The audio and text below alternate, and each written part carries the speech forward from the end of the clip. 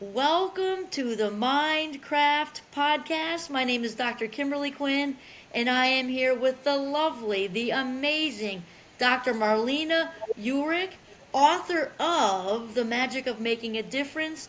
Welcome, Marlena. Thank you, Kimberly. It's so great to be here. I'm just really honored to be one of your guests. Well, I'm just as honored to be the host because I will tell our listeners that Marlena, because they've met several of our mastermind friends. I met Marlena, I believe, out in Sacramento for a mastermind conference, and we just clicked, sort of immediately. Yeah. And she's just got it all going on. And what I would like is to, Marlena, let you take it away here, because Marlena is a motivational speaker and an award-winning author of The Magic of Making a Difference, and she is going to wow us with telling her story of the story. So why don't you get us started? All right. I love it. Thank you again.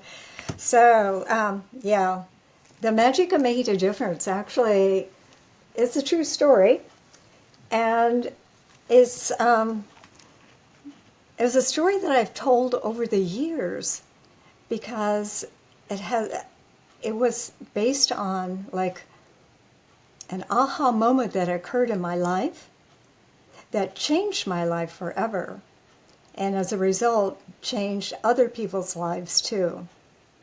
So I really felt compelled to write the story, put it in book form, even though I've told it for the last 20, 30 years. So let's step back in time for a minute. The story takes place when my daughter was 8 years old. And we were really went through a lot of changes as a family.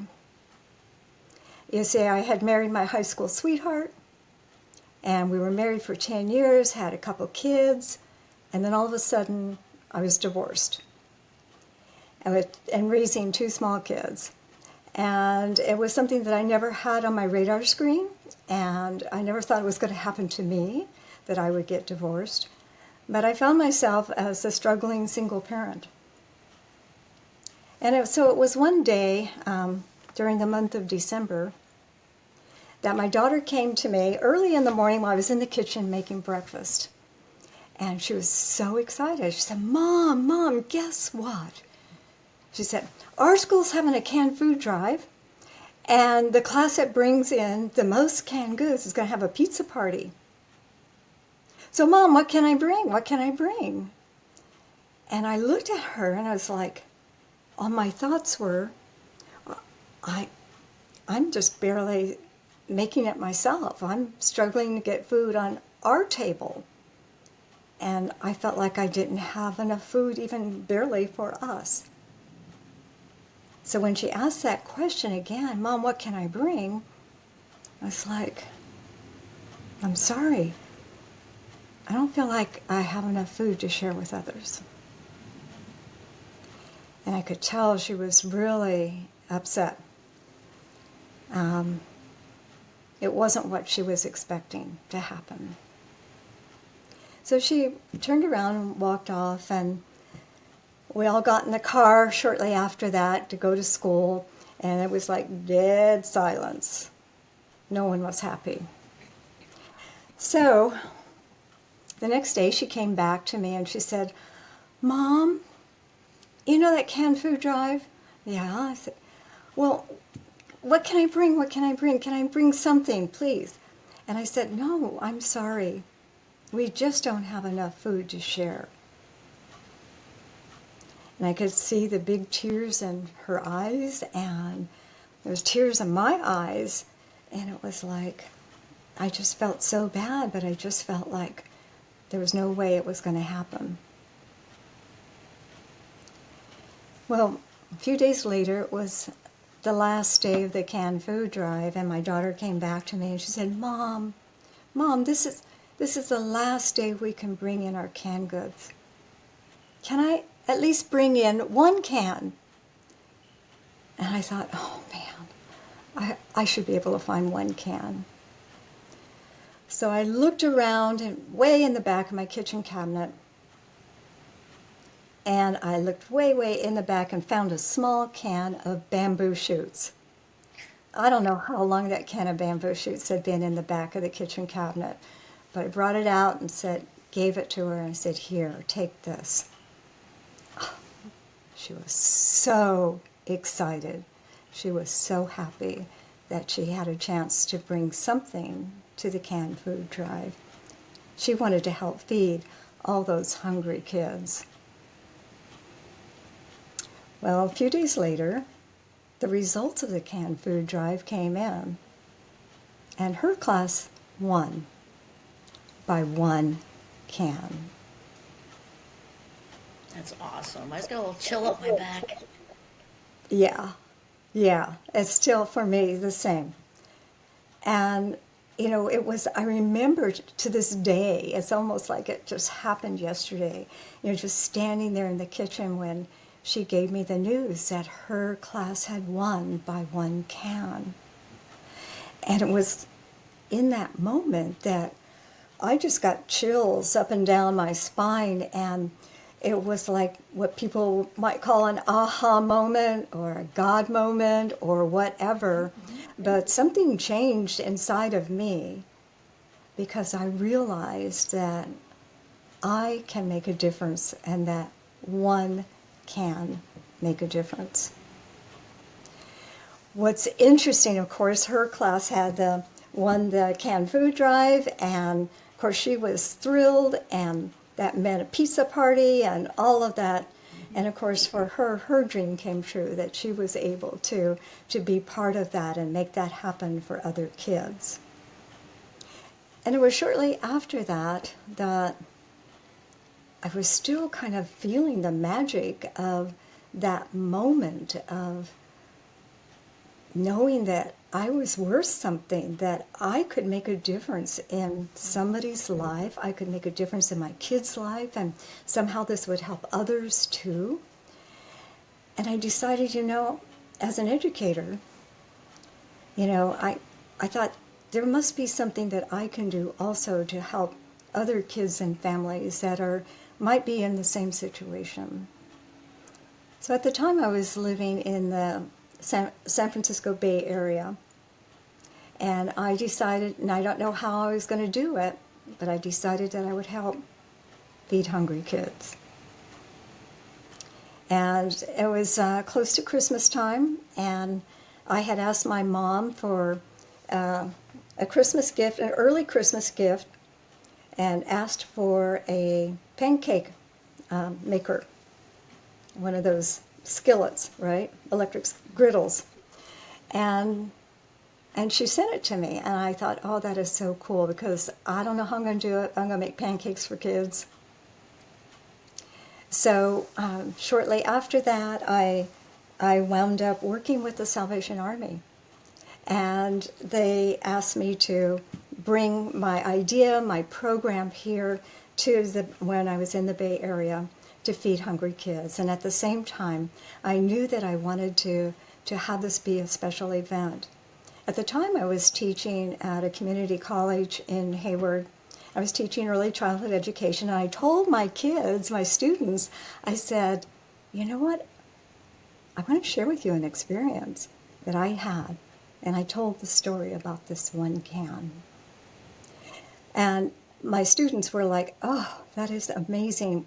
What can we do? What can we do to help hungry kids in our own community?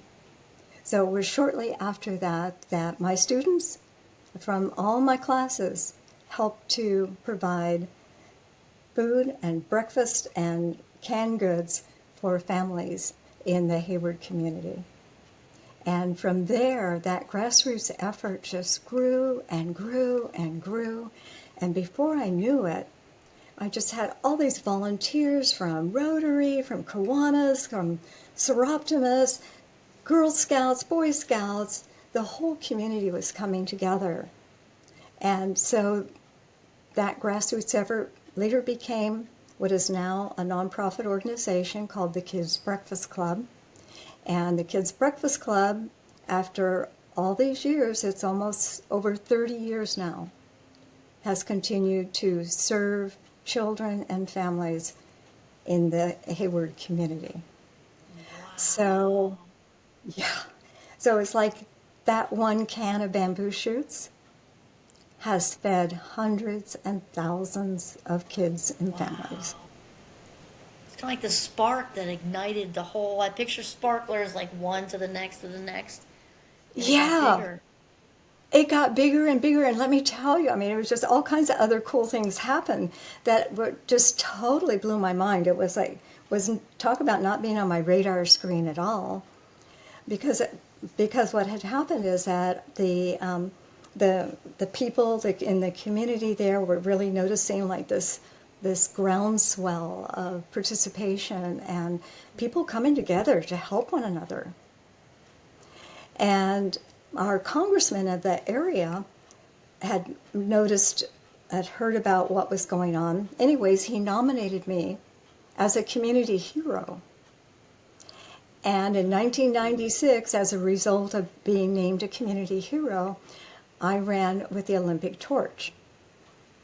And that You know, was I like, saw that, Marlene. I wanted to ask you. Tell us.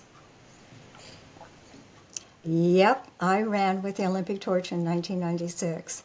And, you know, it was just so amazing, just so amazing. I never thought anything like that would ever happen to me. And it all started with a can of bamboo shoots. Wow. So since then, you know, there have just been other amazing kind of ways that I've been recognized for the work that I've done for kids and families. And I've been recognized in the United States Congressional Record. I received the United States Presidential Award for Service from President Obama. And most recently, I was named as one of California's distinguished women in this last Women's History Month in 2024. So it's like, you know, it has just been unbelievable, you know, what has happened. And just to know that even when you feel like nothing's going right and you can't do what you really want to do and you can't show up the way you want to show up, but it was like somehow breaking through all of that. And for me, having that aha moment that I can make a difference has changed everything. Oh, 100%. I think that's what my chill was about. You know, feeling the place you were in, you know, probably frightened and not knowing, you know, when the next food, you know, that whole, with kids dependent on you, the whole thing, and how, so a God thing or whatever you said, that it just was like a wake up, like, here you can. You just, it was such an empowering moment It that was led to tough. so many other empowering moments. I know it was like this huge ripple effect, you know, and, you know, going from like kind of a down and depressed kind of, you know, single parent to, Right. you know, being a distinguished woman in the state of California is like, what is that? You know, how did that happen?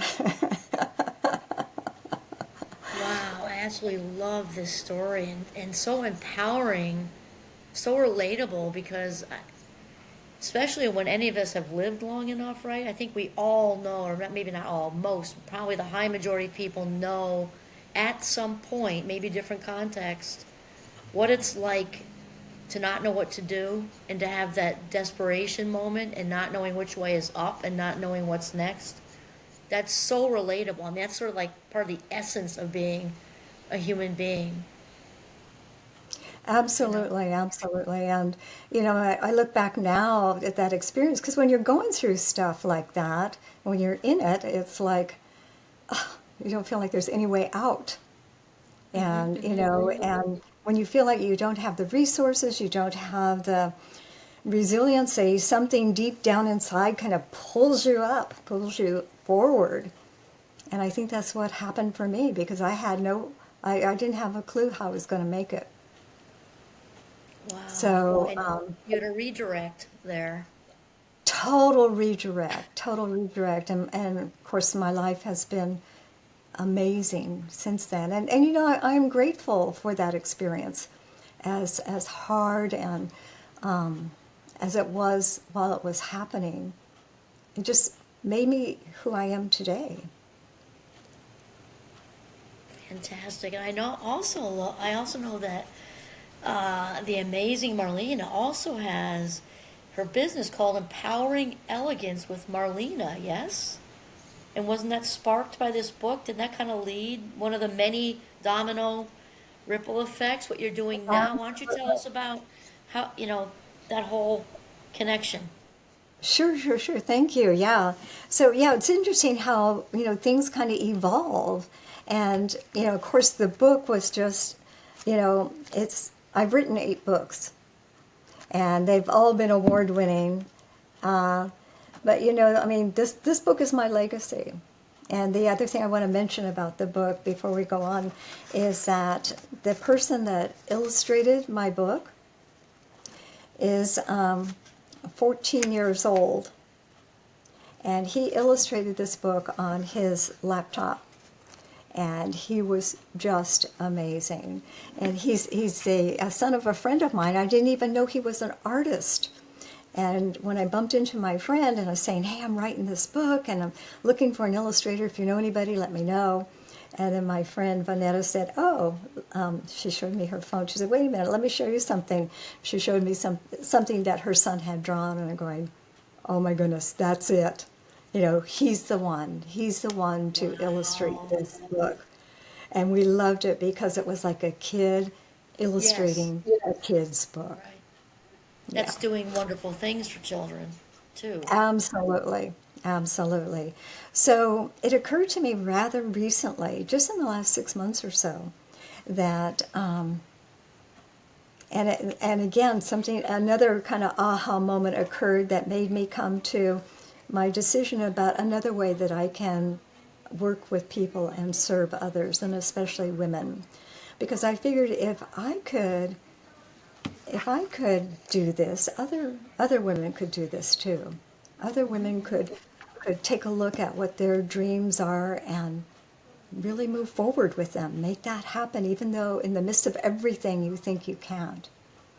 But most recently, I was a friend of mine from our mastermind group said to me, Marlena, I really like how you show up on Zoom. And she said, will you teach me how to do that? She says, you always look so put together. And I thought about it. I said, well, I don't know. I don't know how I can teach that, but let me think about it. So at any rate, I came up with some ideas of how we could work together on Zoom. And I want to tell you, we had so much fun because what we did is we shopped her closet. And we just took things that she had and we started mixing and matching in whole new ways. And I would say, Stephanie, try that, putting that scarf with that jacket and that necklace, And we're just kind of flying over, she got her phone and we're doing the Zoom thing.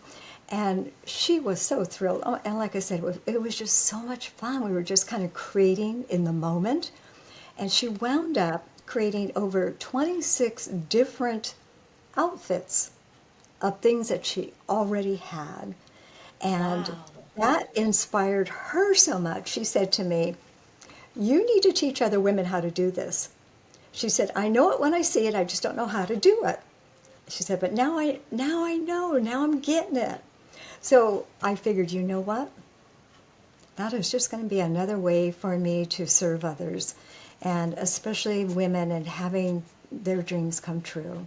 So I put together Empowering Elegance with Marlena, where I guide women through a 5-week course of transformation. I mean, we get kind of down and dirty with what I call a closet detox. I love that. I love it too, and that is like in a real supportive environment. And I just, as a matter of fact, made a video just the other day of my closet because I figured, you know what? I'm in here with you because I need to do some work on my closet too. But just taking out things that you don't like, you don't wear, you haven't worn for a year or two or three or four, things that are too big, too small, whatever, just get rid of them. It's just clutter.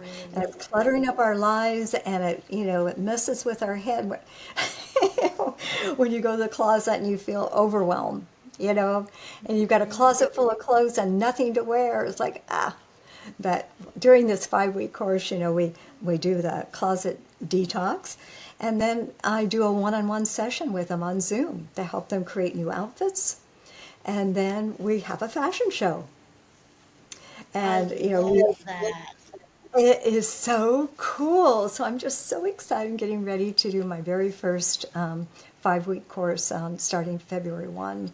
But I'm planning on doing it. I don't know how often, but I think it's just going to be really empowering. And again, supportive and fun. So I figured, well, why not? I'm at the age where I can say I can do what I want to do. I'm at the age where I can have fun and, help others, and why not? Why not? Is it okay with you if we disclose that, Marlena? Because I don't think anyone would guess how old you are. Sure, it'd be okay with me. Because no one's gonna believe me. But Marlena here, who just recently started a business, is 80 years young, and she's incredible. When I met her, she was 79, I think, right? Because like a year and a half ago or so, and Yeah, she's yeah. talking about this children's book she just wrote, and I'm like, oh my God! And I just had this, just immediately, I was just immediately inspired and just so put together. She walks in all styling and she's got it going on. And I just thought, what a fantastic role model. I'm a sensational 60. I'm thinking, just barely, what a great role model for, you hear healthy aging, but she's way more than that. It's elegant aging. It's elegant aging and starting businesses and being picked up by Simon and Schuster with the book and just actually I think our friend in the mastermind group today, our friend Jake said he wanted to be just like her when he grows up. And and maybe you can just go, kind of take that, pass the torch to you, Marlena, because what has that been like to keep, like, to keeping, just so involved, keeping that spark? Maybe you can share with the listeners how you've done that, because you're probably one of the most put together, brilliant, styling 80-year-olds I've ever encountered. And how has that been? Because I think that could spark other people who are, on their way to 80. Yeah. Well, thank you for asking. And let me think about it kind of on the cuff here. Well, first of all, I made a conscious decision to start exercising every day. And 10 years ago, when I was 70, I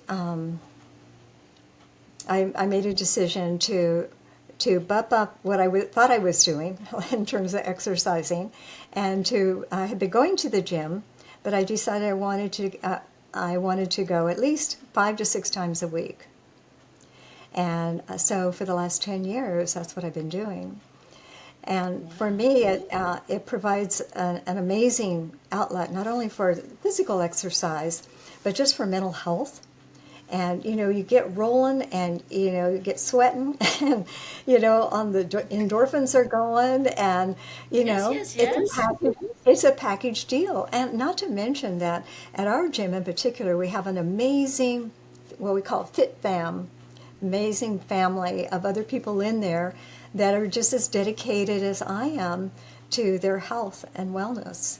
And up until 70 or so, I was kind of couch potato. I was good with watching TV every night. And, why not? I mean, that's kind of, I want to say the American way, but, it's just kind of expected Oh, yeah. behavior. But, I decided I wanted something different for myself at some point. And, I I could see where, age was setting in, and another kind of aha moment occurred that I won't go into detail there, but it was like, I really want to, I really want to take control of this and do whatever I can.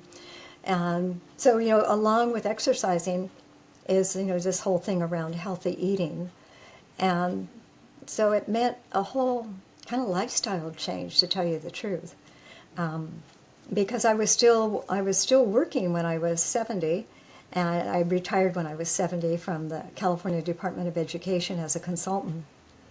But it was like I was still getting up while I was working and working out, I was still getting up at 10 minutes to 4 in the morning, and leaving the house at 4:30, and being at the 5 o'clock class, and exercising from 5 to 6 hardcore, and then coming home and getting ready for the day. And so just to start my day off that way. And the other cool thing is that my husband has been like such a great partner. Obviously remarried, and we've been married for over 40 years now. But we also have some morning rituals, in terms of prayers and mindfulness, and some meditations in the morning. And so it's kind of like a package deal for me. It's very holistic in terms of body, mind, and spirit, and finding those things that give me joy, that make my life feel meaningful. And just going to the gym, there's people of all ages and all shapes and sizes. But you know what?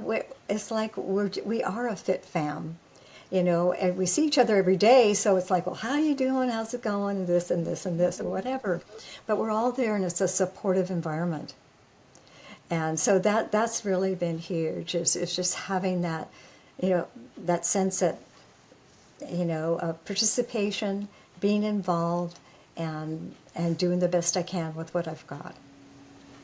Oh my gosh, I love that. And conscious choice, that's where it all starts, right? As the awareness of making a conscious, because there's no just decision fairy that drops decision dust on our pixie dust on our heads. And I think one of the one of the lines that was so great, Marlena, was, well, up until my 70s ish, I was a couch potato, a riot, and then you just drew a line in the sand and Yeah. said you basically changed. You basically decided to change how you were showing up. Exactly. I mean, it was bad. I'll share with you how bad it was. Besides watching TV,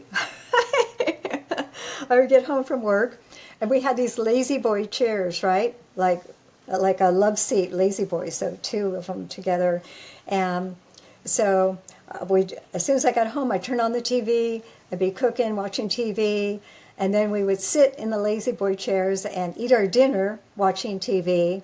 And then we would fall asleep in the lazy boy chairs watching TV. Then we would wake up and then go to bed. And it was like, whoa, what is wrong with this picture here?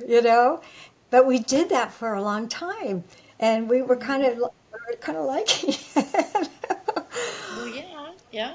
Yeah. It was like total just, I want to say a total checkout. It's just like, no, Right, right, I, right, right, it's not right. going.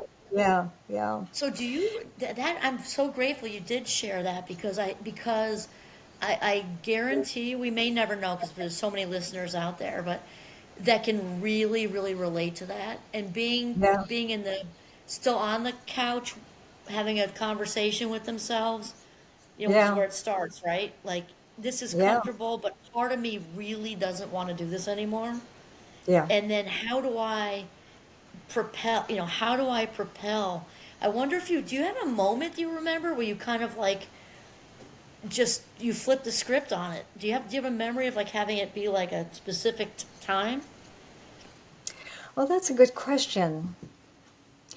And just a little background information. You know, uh, I remember, well, just kind of growing up. My mom was always sick, and she was really a creative, brilliant woman. She was a professional musician, but she just practiced violin 8, 10 hours a day. She was in a symphony orchestra. Amazing, amazing, amazing. but she just had really poor health, and my dad would always go out for walks and try to get her to go for a walk, and she would never want to go. And then her health just really declined, and it was like one thing after another. And the doctors kept telling her, you need to exercise, you need to walk at least, but she never wanted to do that. And, just watching her health decline, just kind of one thing after another, was just really sad. It was kind of, it just made a huge impression on me. And it was like, I don't want to be sick like that. I don't want surgeries. I don't want that kind of life. And so I think that's a big part of what helped me decide to choose consciously, something different. And so part of that was, going to a gym or taking a gym class, and just Right. really getting kind of reacquainted with what it was like to move. It's amazing. But, you have to be gentle with yourself, and you have to give yourself grace, especially in the beginning, because you're not going to want to. You are just not going to want to. And all these excuses will come up. Like they came up for me. It's like, oh, I got to wash the dishes. I can't go work out because I got to wash the dishes. Or I can't work out because I got to do laundry. I got tons of laundry to do, So, it's the mind, and it is a mind game in a lot of the ways. But, making that conscious choice like, hey, I want to be as healthy and vibrant as I can be. And so here I am, actually I'll be 80 on March 1. So I say 80, but, it's Almost like 80. Oh, I'm already wow. claiming it. But, Fantastic. yeah, No, I love so, this, Marlena, too. You must have been 78 when I met you then, maybe. Because I think yeah. it was the year before last year. Wow. So I love this, too, because it's very enlightening to kind of realize that the choices we make with our current life minutes at 40, 50, 60, all the way from the ground up are cumulative. So when you're talking, Mhm. not that it's ever too late to start, because we want people to start, right? But that all adds up. The choices we're making in this moment will eventually affect our 80-year-old self. That's so true. That's so true. And we don't always see it that way, that kind of that ripple effect. Because once you make a decision in one area of your life, it kind of has that ripple effect into other areas, and things Right. start showing up, differently. So, No, I love that because on a nice, wonderfully positive note, Marlena, you're such an inspiration, especially since with your honesty about right up until 70-ish, because I think that's for a lot of people. And that means to be able to see that you can do it makes the rest of us think we can do it too. And that's enormously empowering. I love awesome. being out in the woods every day and stuff, but there's definitely some changes I can make if I'm truthful. I move around a lot. I could definitely probably not have the burger and fries when I feel like having it, things like that. Um, but it's just such an inspiration because you've chosen the choices you've made when you flip the switch on it, right, are leading to this wonderfully brilliant devastatingly gorgeous woman in her little jacket with her beautiful earrings and her nice haircut, starting businesses, writing books. It's just, you're such an inspiration. I just have to say that to Uh, you. well, thank you so much. That makes my heart happy. Thank you. And I feel, that I just have more to give, and that if I can be inspiring to others, then why not? Just why not? And so that's why the magic of making a difference. That's why empowering elegance. And who knows whatever else is down the road, but right now I'm just loving it all because I feel like I'm really giving back. I'm contributing to others, and that they're going to go out and do good in the world. And whatever that may be, it may not be feeding hundreds and thousands of hungry kids, It may be just showing up as the best wife ever, or the best mother ever, or the best CEO ever. But whatever that is for people in terms of the important things in their lives, is just, I love the idea of finding some way that I can be part of that and making others have their dreams come true. Oh my gosh, what a fantastic way to wind up here too, because I love how Marlena has incorporated the thread throughout our whole conversation with all these other things she talked about, getting off the couch, the TV, the moving, the commitment to the gym early, all of it. And she's also incorporated the service component, regardless of what your religion is, if any, or whatever, not even the point necessarily. You can make it into that, but just to be other oriented and focusing on bringing value to other people and giving in some way is a healthy part of aging and living your highest vibe self, really. Yeah, totally, totally. Excellent. Well, I would like to thank you, Marlena, for being here with us, using your life minutes in this way, because there is no bigger compliment, and you're absolutely an inspiration. And Marlena is going to provide me with her website. I think she's at two, I think. And so you'll be able to find her, and also her books, and if any further contact information. And so it has been an honor and a privilege to have you. So thank you so much for being here with us on the Minecraft podcast. Well, thank you, Kimberly. And I just want to acknowledge you for being so insightful and such a deep listener.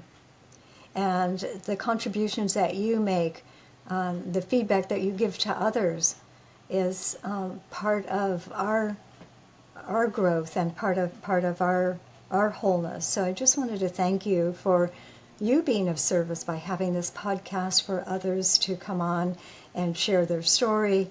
And you do what you do by spreading the word and your Facebook posts and your words of wisdom. I mean, that's just a daily dose of delight. So thank you for your part in making a difference. Oh wow! I just got more chills. Well, thank you everyone for listening, and again, I'm so grateful for you, Marlena, and you may find the magnificent Marlena, her information right at the bottom. All right, thank you so much.